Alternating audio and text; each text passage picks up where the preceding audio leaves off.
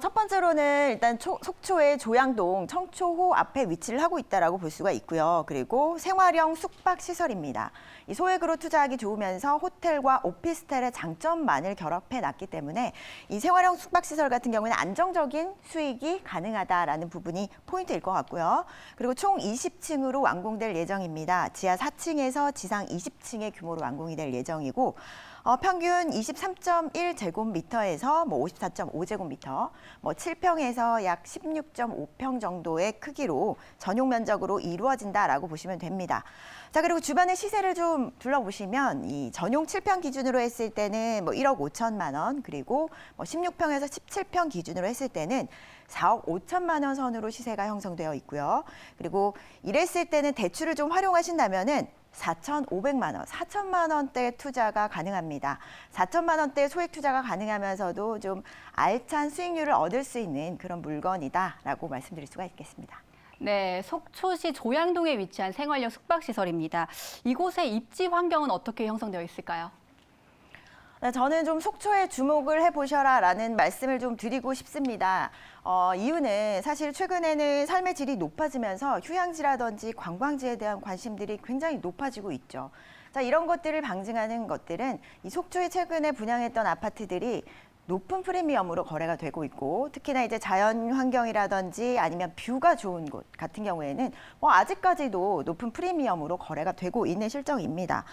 자, 이런 것들을 봤을 때는 휴양을 원하는 수요는 넘쳐나는데 이런 수요들을 안을 수 있는, 품을 수 있는 가장 핵심 포인트는 교통이다라고 말씀드릴 수가 있죠. 이렇게 편리한 교통을 안고 있으면서도 서울 수도권과 접근성이 좋고, 그리고 바다, 호수, 산 이렇게 자연 환경을 품고 있는 속초 같은 경우에는 주목할 만한 투자처다라고 말씀드릴 수가 있겠죠. 자, 그래서 서울 수도권 인구가 가장 선호하는 관광지이면서 그리고 편리한 교통이 갖춰져 있기 때문에 언제나 갈 수 있는 것이 바로 속초다라고 볼 수가 있습니다. 제주도 같은 경우에는 여러분들이 아시다시피 바다를 건너서 가야 되는 번거로움이 있죠. 배를 타야 하거나 비행기로 가야 하는 그런 번거로움이 있지만 속초 같은 경우에는 교통을 언제든지 갈 수가 있습니다. 철도라든지 아니면 요즘에 고속도로 서울 양양간 고속도로를 이용하신다면 100분 만에 접근할 수 있는 거죠. 자, 그러니까 서울과 수도권과의 접근성이 좋은 곳이기 때문에 주목받는 관광지가 아닐까 이렇게 좀 예상을 해볼 수가 있고, 또 자연환경이 잘 갖춰져 있는 곳이기 때문에 관광지로서도 손색이 없는 것이겠죠.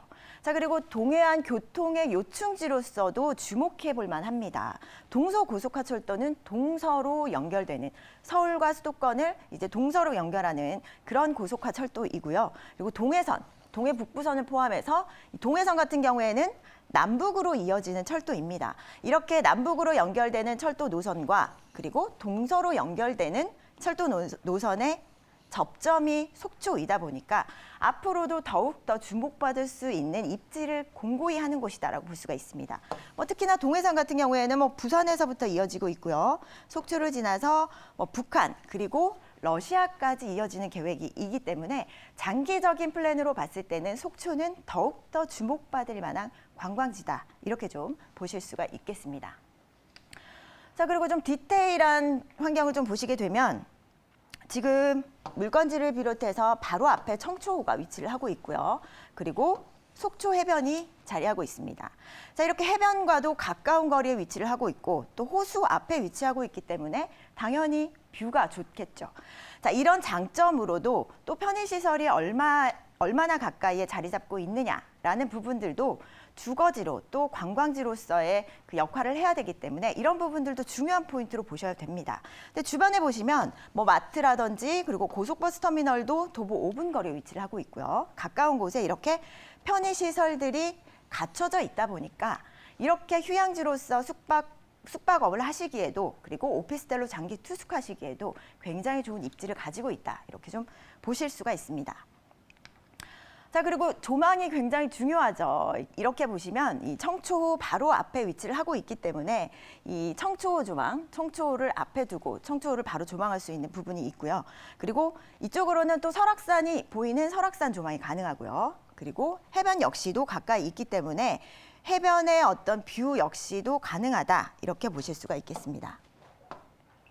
네, 볼거리, 먹을거리, 또 즐길거리가 많은 속초입니다. 이곳에 교통망까지 더해지니까 관광 수요가 폭발적으로 증가할 수밖에 없을 것 같은데요. 이 생활용 숙박시설, 투자처가 지닌 미래 가치도 분석해 보겠습니다. 전문가님. 네, 지금 뭐 부동산 규제가 계속되고 있는 시점에서 사실 투자하시기에는 투자처를 찾기에 굉장히 어려운 부분들이 있죠. 자, 그런데 이 규제 대책의 틈새 시장으로서 생활형 숙박시설을 주목해 보실 필요가 있습니다. 일단 거주하지 않는다면 주택으로 포함되지 않기 때문에 다주택자에서 좀 자유롭다라는 부분을 첫 번째로 꼽을 수가 있겠고요. 자, 그리고 종부세라든지 이런 부분의 적용을 받지 않기 때문에 세금 부분에서 좀 자유로울 수가 있습니다. 그리고 분양권 전매 가능하고요. 그리고 마지막으로는 합법적으로 숙박업이 가능하기 때문에 숙박용으로도 수익을 얻을 수가 있는 거죠.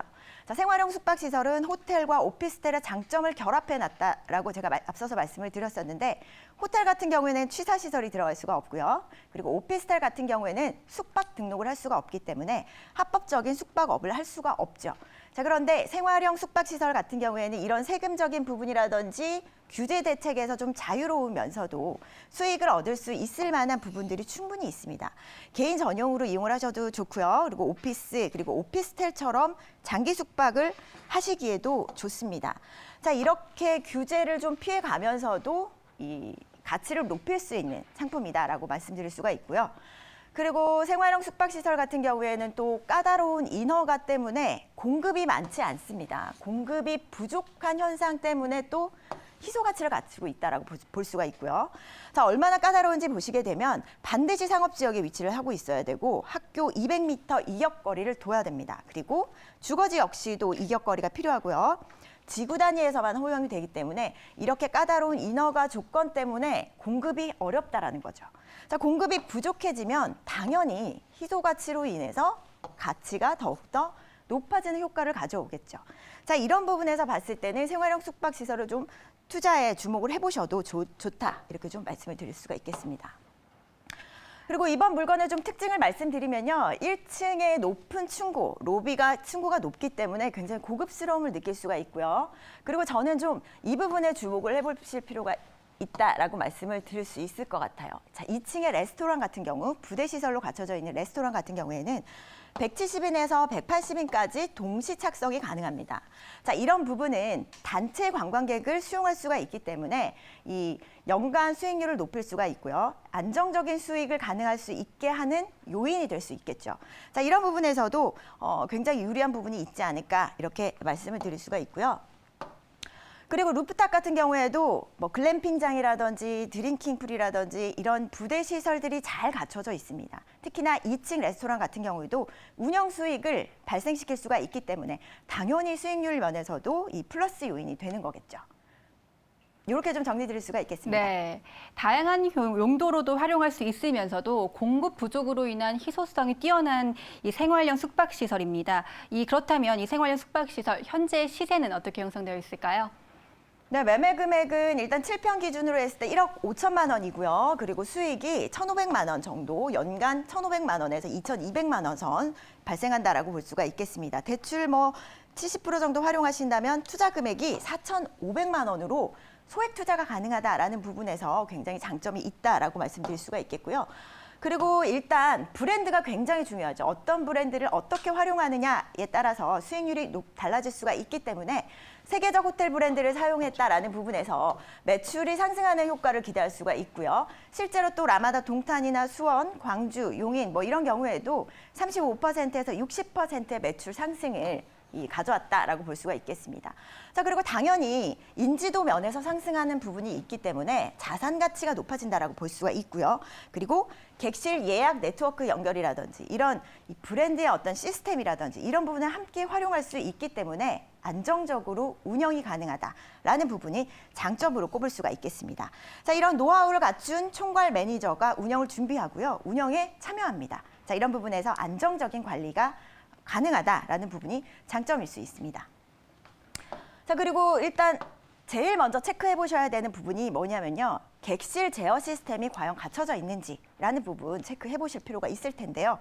객실 제어 시스템이란 객실 내에서 객실의 상황을 체크할 수 있는 부분을 얘기합니다. 투숙객이 있는지 청소는 되어 있는지 이런 객실의 상황들을 1층 로비에서 통제할 수 있도록 하는 시스템이고요.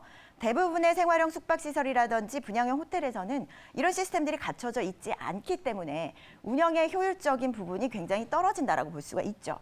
자, 이렇게 체계적이고 효율적인 시스템이 갖춰져 있다라고 볼 수 있고요. 이런 부분은 또 처음에 시공하지 않으면은 사실상 불가하다 이렇게 말씀드릴 수가 있겠습니다. 자, 그리고 다음으로 보시게 되면 리넨 전용 시설이 있는지도 꼭 꼼꼼하게 체크를 해보셔야 됩니다. 자, 리넨 전용 엘리베이터를 설치돼 있는지, 전용 창고가 있는지 이런 부분들을 체크해 보셔야 되는 이유는요. 메이드들이 고객과 같은 엘리베이터를 이용을 한다면 청소용 카트라든지 청소 용품들을 이동을 할 때 고객과 같은 동선으로 움직이게 되겠죠. 자, 이런 부분이 있을 때는 당연히 서비스의 수준이 저하되는 효과를 가져올 것이고요. 자, 이런 부분 때문에 각 층에 전용 창고를 설치하고 또 전용 엘리베이터를 설치한다면 효율적인 동선 관리가 됨과 동시에 서비스 질은 높아질 수 있겠죠. 자, 이런 네. 부분 당연히 체크를 해보셔야 됩니다. 네, 강원도 속초시 조양동에 위치한 숙박형 생활형 숙박시설 주의사항까지 알아봤고요.